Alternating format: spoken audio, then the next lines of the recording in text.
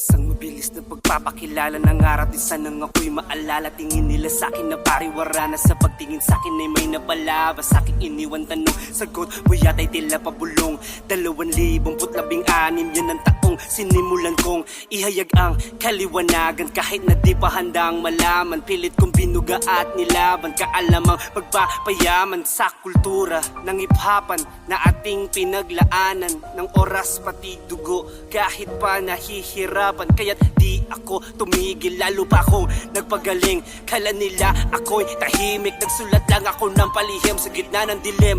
Ang mga bara ko ang siyang magsisilbing isang tanglawat. Ang sigaw ay paggalaw ng nakapiring, ganyang kabalanse bawat diskarte. Tamang galawan, laki to sa kalye.